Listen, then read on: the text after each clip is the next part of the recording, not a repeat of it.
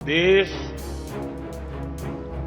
कांग्रेस वाली कमजोर, डरपोक और अस्थिर सरकार बिल्कुल नहीं चाहता। आरजेडी के राज में यहां सिर्फ अपहरण और फिरौती उद्योग ही फला हुआ।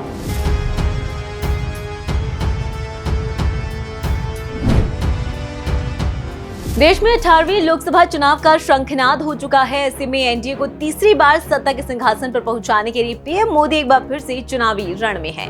नरेंद्र मोदी तीसरी बार प्रधानमंत्री बनने के लिए हर दिन देश भर में ताबड़तोड़ रैलियां और कार्यक्रम कर रहे हैं। अपने इस स्पेशल बुलेटिन चुनावी रण में पीएम में हम आपको पीएम मोदी के बारे में दिन भर की अपडेट देंगे और साथ ही उनके बड़े बयानों के बारे में भी बताएंगे।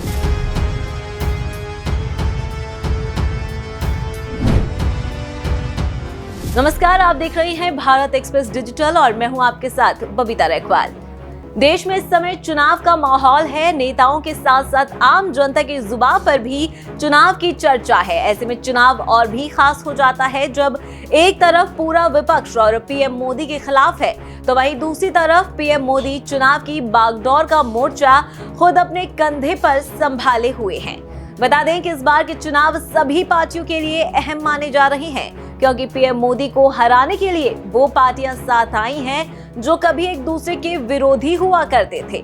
बता दें कि देश में चुनाव के दौरान प्रधानमंत्री नरेंद्र मोदी लगातार एक के बाद एक विशाल जनसभाओं को संबोधित कर रहे हैं। लोकसभा चुनाव के दौरान पीएम मोदी लगातार एक्टिव नजर आ रहे हैं। बता दें कि आज पीएम मोदी 2 राज्यों के दौरे पर थे। उन्होंने यहां पर विशाल जनसभा को संबोधित किया। पीएम मोदी जिस तरह से जनता के बीच जाकर लोगों को संबोधित कर रहे हैं, तो ऐसे में ये कहना गलत नहीं होगा कि पीएम मोदी एनडीए को सत्ता में वापस लाने में कोई कमी नहीं छोड़ रहे हैं। बता दें कि पीएम मोदी बिहार और उत्तर प्रदेश के दौरे पर थे। पीएम मोदी ने बिहार के हाजीपुर, मुजफ्फरपुर और सारण में एक के बाद एक विशाल रैलियां की और लोगों को भी संबोधित किया। तो वहीं ऐसे में पीएम मोदी ने जनसभाओं को संबोधित करते हुए विपक्ष को लेकर उन पर निशाना भी साधा। जनसभा को संबोधित करने से पहले पीएम मोदी ने तख्त श्री हरिमंदिर जी पटना साहिब गुरुद्वारे में मत्था टेका। इसके बाद पीएम मोदी ने पटना साहिब गुरुद्वारे में खाना बनाया, रोटियां बेली और लंगर में बैठे लोगों को खाना भी परोसा। बता दें कि तख्त श्री पटना साहिब को तख्त श्री हरिमंदिर जी पटना साहिब के नाम से भी जाना जाता है, जो सिखों के 5 तख्तों में से एक है। गुरु गोविंद सिंह के जन्म स्थान के रूप में इस तख्त का निर्माण 18वीं शताब्दी में महाराजा रणजीत सिंह ने करवाया था। तो वहीं इसके बाद पीएम मोदी ने बिहार में रैलियां की और इस दौरान उन्होंने विपक्ष पर हमला बोलते हुए कहा कि देश कांग्रेस वाली कमजोर, डरपोक और अस्थिर सरकार बिल्कुल नहीं चाहता। डरपोक प्रधानमंत्री देश चला सकता है क्या? ये लोग इतने डरे हुए हैं कि इनको रात को सपने में भी पाकिस्तान का परमाणु बम दिखाई देता है। ऐसे लोगों को देश दे सकते हैं क्या? इंडी गठबंधन के लोगों के कैसे कैसे बयान आते हैं कि पाकिस्तान ने चूड़ियां नहीं पहनी है, अरे पहना देंगे। आरजेडी के राज में यहां सिर्फ अपहरण और फिरौती उद्योग ही फला फूला। हाजीपुर ने तो देखा है कैसे यहां के उद्योग धंधे सब चौपट हो गए। आरजेडी कांग्रेस ने बिहार को सिर्फ पलायन दिया, बिहार को सिर्फ तबाही दी। साथियों, मोदी विकसित बिहार, विकसित भारत के संकल्प को लेकर निकला है। आरजेडी के जंगल राज ने बिहार को कई दशक पीछे धकेल दिया था। ये एनडीए की सरकार है जो बिहार में कानून व्यवस्था को पटरी पर लाई है। अब नक्सलवाद प्रभावित जिले भी तेजी से कम हो रहे हैं।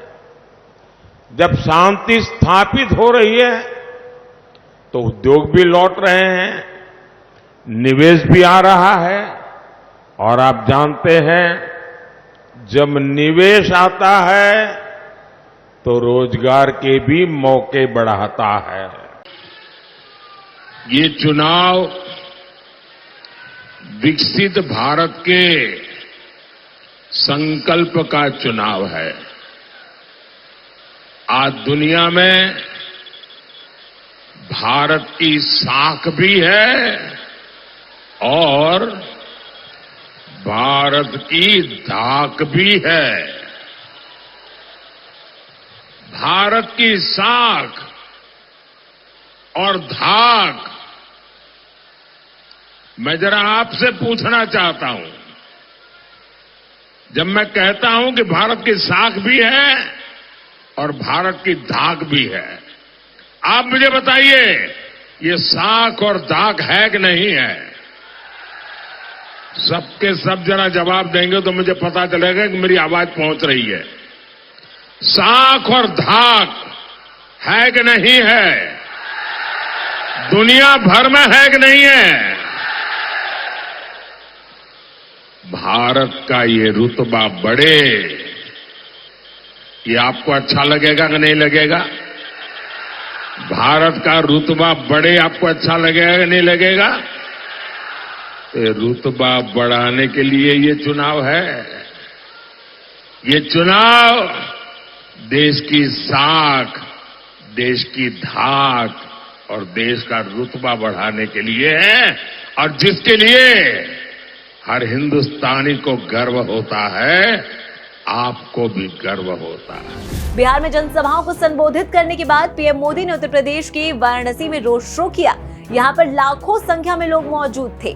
हर कोई मोदी मोदी के नारे लगा रहा था। बता दें कि प्रधानमंत्री नरेंद्र मोदी तीसरी बार चुनाव में दावेदारी के लिए आज काशी पहुंचे हैं और 14 मई को गंगा स्नान करने के बाद वो नामांकन दाखिल करेंगे।